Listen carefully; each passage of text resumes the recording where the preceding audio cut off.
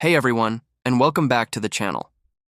Today we're tackling a really important topic, osteoporosis. If you or someone you love has been diagnosed with osteoporosis, you might be wondering, what can I do? Is exercise safe? What's the best exercise? It's a common concern, and the good news is, not only is exercise safe, it's one of the most powerful tools you have to manage your condition. But not all exercise is created equal. So, let's break down exactly what you need to know to build stronger bones, improve your balance, and live a more active, confident life. First, let's quickly understand what osteoporosis is. Think of your bones like a honeycomb. With osteoporosis, the spaces in that honeycomb get bigger, making the bone weaker and more likely to break. Our goal with exercise is to stimulate the cells that build new bone, essentially helping to fill in those gaps and make the whole structure denser and stronger. So, what are the best types of exercises to do this? We can group them into 4 main categories. The first, and arguably the most important, is weight-bearing exercise. This is any activity where you're on your feet and your bones and muscles are working against gravity. It's this gentle stress that signals your body to build more bone. Now, we split weight-bearing exercises into 2 subgroups, high impact and low impact. High impact exercises involve more forceful movements. Think of things like jogging, running, jumping rope, or high-intensity aerobics. These are incredibly effective at building bone density, especially in your hips and spine.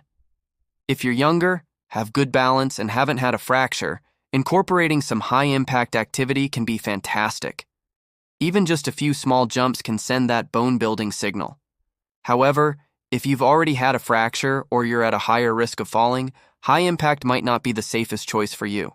And that's totally okay because that's where low-impact exercises come in. Low-impact weight-bearing exercises are your new best friend.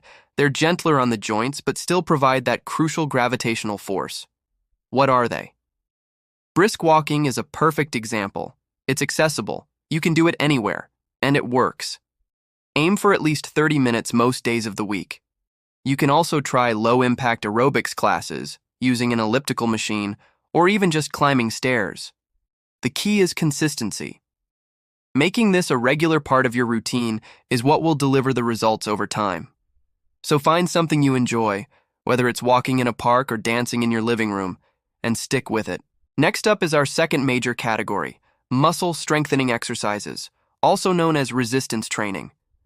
This is where we really focus on making our muscles stronger. Why is that important for bones? Well, when your muscles pull on your bones during an exercise, it's another powerful signal to those bone-building cells to get to work.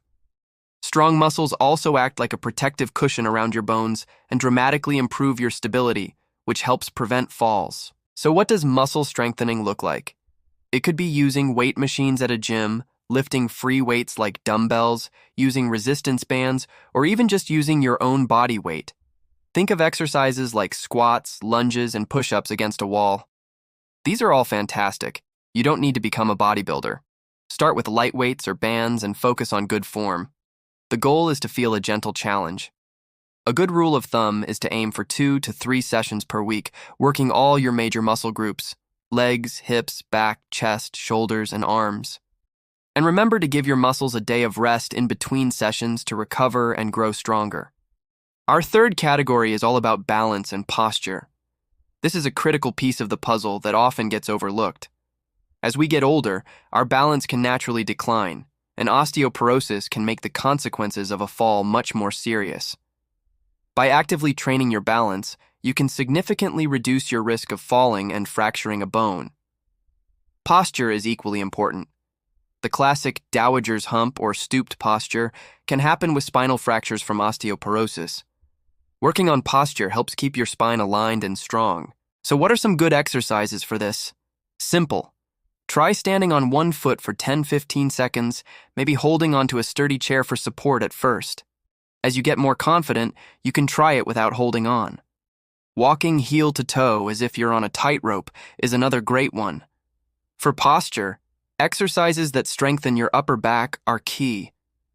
Think of rows with a resistance band, where you gently pull the band towards your chest, squeezing your shoulder blades together. Activities like Tai Chi and yoga are also phenomenal for balance, coordination, and body awareness. They combine slow, controlled movements with deep breathing, which is not only great for your body, but also for your mind.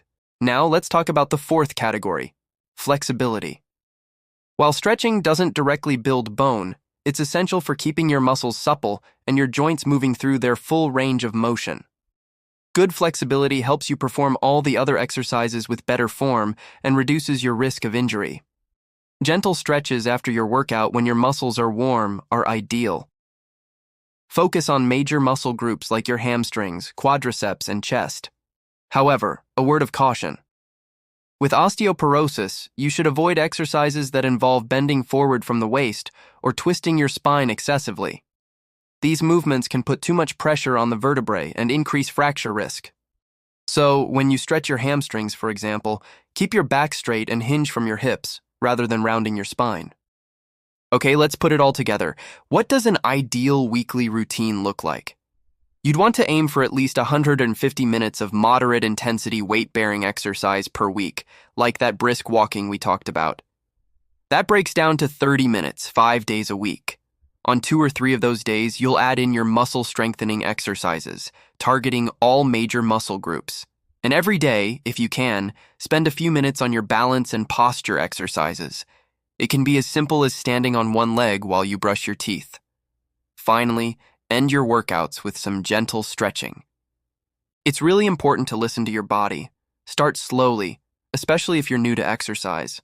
Some muscle soreness is normal, but sharp pain is not. If something hurts, stop.